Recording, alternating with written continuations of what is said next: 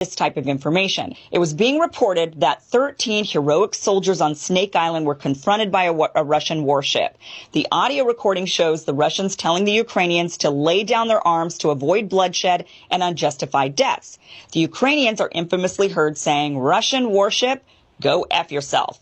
It was then reported they fought valiantly until they were all killed by the Russians. President Zelensky even announced he would posthumously award the men medals of valor. Well, it turns out whomever claimed they had died was mistaken. Instead, the Ukrainian border guard disputed whether anyone was killed, and shortly after, video footage emerged of the Russians giving food and water to the 82 men, not 13, from Snake Island, who were then being transferred to Crimea.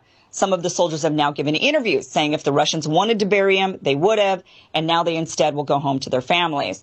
Another shocking video was of a tank swerving in the street and running over a civilian car. Totally shocking video, jaw-dropping. But thank goodness the person actually survived this crushing experience. Media was reporting this as a Russian tank and using it to show the callousness of the Russians and their invasion.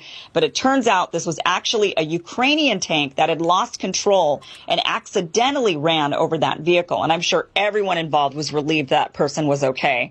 Russian tanks are marked with white Z's, by the way, for future reference when you're looking at any video. Of course, I can't leave out the ghost of Kiev. There's footage of a fighter pilot downing several Russian jets. The video, of course, went viral with millions of views.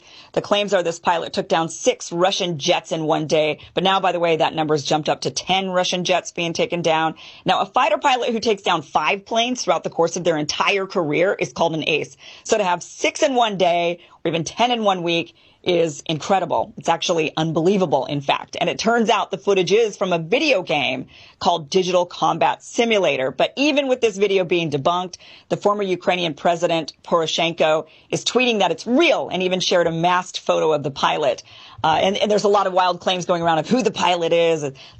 There's a lot of talk that maybe the pilot's even a woman. And of course, it turns out that that photo there is actually an old photo that's recirculated. So it's still unlikely the ghost of Kiev is real. Bild, a political news outlet in Germany, shared a video of what looked to be a horrific bombing by the Russians in Kiev during one of their broadcasts. But it turns out the footage was from a 2015 chemical explosion in Tianjin, China.